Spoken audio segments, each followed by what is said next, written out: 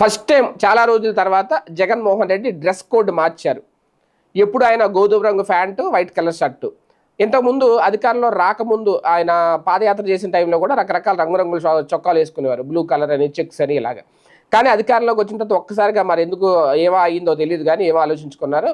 కంటిన్యూగా white shirt, గోధుమ రంగు ప్యాంట్ మాత్రమే వేసేవారు. 5 ఏళ్ళు అధికారంలో ఉన్నప్పుడు అలాగే, ప్రస్తుతం ఇప్పటికీ అలాగే వేస్తున్నారు. అయితే తాజాగా కొత్త దుస్తులతో కనబడ్డారు. దీంతో ఇప్పుడు సోషల్ మీడియాలో ఆ ఫోటో అయితే బాగా వైరల్ అవుతోంది.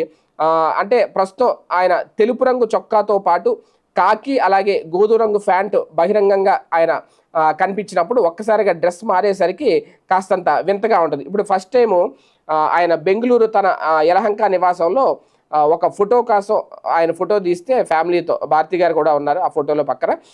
ఈసారి కాకి ప్యాంటుకు బదులుగా నలుపు రంగు ప్యాంట్ వేసుకున్నారు.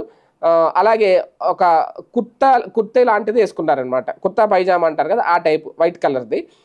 ఇప్పుడు ఈ ఫోటో సోషల్ మీడియాలో బాగా వైరల్ అవుతోంది. అంటే ఒక్కసారిగా డ్రెస్ కోడ్ మార్చడం ఏంటి అనేది ఇక్కడ అందరికీ చర్చనీయాంశం. ఒక రకంగా ఒక్కొక్కసారి ఒక్కొక్క దుస్తులు, ఇంతకుముందు వైఎస్ రాజశేఖర రెడ్డి గారు చూడండి ఎప్పుడు పంచకట్టులో కనిపించేవారు.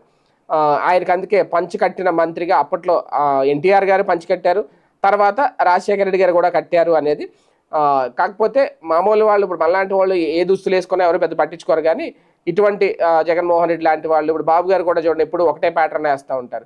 సడన్గా ఆయన వేరే కలర్ ఏదైనా వేస్తే కాస్తంత వింతగా ఉంటుంది చూసేవాళ్ళకి.